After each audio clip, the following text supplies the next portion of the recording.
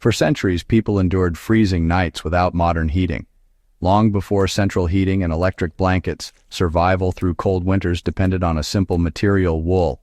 Cotton, while widely used for clothing and bedding, was almost useless for retaining heat in unheated homes. Understanding how wool functioned in those environments gives us insight not just into historical living but practical knowledge we can still use today. The key to wool's effectiveness lies in its structure. Wool fibers are naturally crimped, creating tiny pockets of air that act as insulation. This air retention prevents body heat from escaping, keeping a sleeper warm even when the room temperature drops well below freezing. Unlike cotton, which loses its insulating properties when wet, wool retains heat even when damp. People in poorly insulated, unheated homes could wear layers of wool clothing and sleep under thick wool blankets, maintaining warmth throughout the night despite frost settling on windows and walls. Historical records and surviving domestic manuals reveal a deliberate layering system. Individuals would start with a thin wool undershirt or long johns, followed by thicker wool trousers and a wool shirt. Socks and caps made of wool were standard, not luxury items. The head was especially important because a significant portion of body heat escapes from an uncovered scalp. Bedtime routines often included wearing wool bonnets or caps under heavy wool blankets. This method created a microclimate around the body, essentially trapping warmth in a personal insulated cocoon.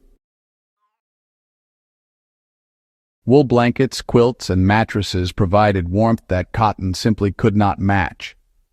Cotton sheets, while soft, lose insulation when compressed and absorb moisture from sweat, making the sleeper colder.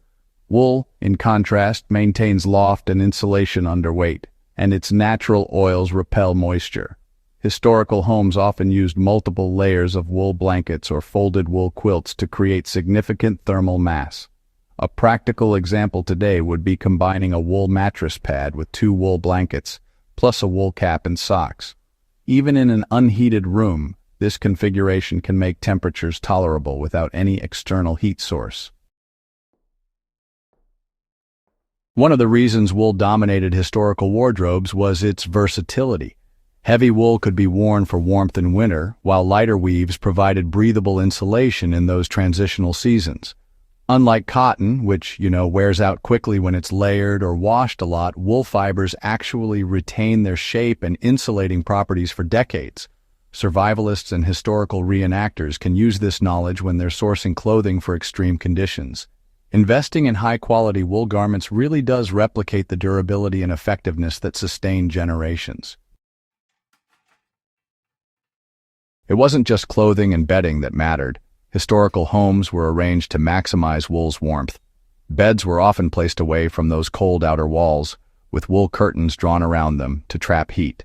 Floors were layered with wool rugs to reduce cold from below. In some accounts from 18th and 19th century Europe, families would even hang wool tapestries along the walls in sleeping areas during winter months. This combination of strategic placement and wool layers created these little micro-environments that allowed people to survive without stoves or fireplaces in every single room. Another advantage of wool was its ability to conserve human energy. Unlike heating an entire room, layered wool bedding and clothing allowed the body to retain its own warmth. People could sleep in unheated spaces and wake without experiencing a dramatic energy drain from shivering. Modern survival applications of this principle are clear. Even in camping, off-grid living, or emergency preparedness, wool remains superior to synthetic alternatives or cotton in cold conditions. One practical tip is to treat wool layers as an active insulation system. Thin base layers trap heat close to the skin, while thick outer layers hold the heat in and block drafts. Particularly in unheated homes, nights could be damp or frosty. Wool's natural lanolin content repels water while still allowing the fiber to breathe, which keeps sleepers dry and prevents the chilling effects of moisture. Cotton, by contrast, absorbs moisture quickly and stays wet, conducting heat away from the body. Historical survival strategies included using wool nightcaps, wool blankets, and even wool bed pads to create a barrier against moisture and cold. Modern reenactors or winter campers can replicate this by ensuring their bedding and clothing are wool-based, especially for base layers and insulating covers. History provides us with practical lessons for modern survival and cold weather strategies. Wool bedding, multiple layers, and strategic positioning can reduce the need for external heating. Even in homes with unreliable heat, following the centuries-old approach of layering wool clothing, using wool blankets and caps, and placing beds away from drafts can dramatically improve warmth overnight. Survivalists can extend this knowledge to tents, cabins, or even emergency shelters. Layering wool textiles and keeping air pockets around the body are the core principles that sustained households for generations. Finally, understanding wool's historical importance teaches us about sustainable, low-tech solutions. Wool is renewable, durable, and functional in ways that synthetic materials just can't fully replicate.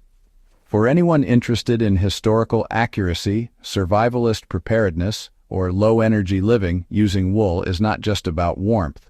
It's about applying lessons that have kept people alive for centuries. Layering, moisture management, and careful bedding placement all play into a system that, honestly, modern heating often obscures. By embracing wool, you're connecting with centuries of practical knowledge and applying it in ways that are immediately useful today. If you're serious about surviving cold nights, or just curious how people did it in historical homes, wool is your answer.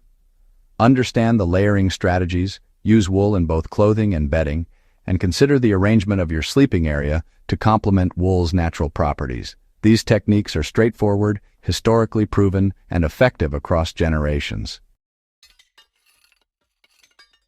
For viewers who want to dive deeper into historical survival methods and practical skills that have stood the test of time, this knowledge is just the beginning. Incorporating wool into your cold weather routines is an easy first step toward mastering the ways people historically lived through harsh winters.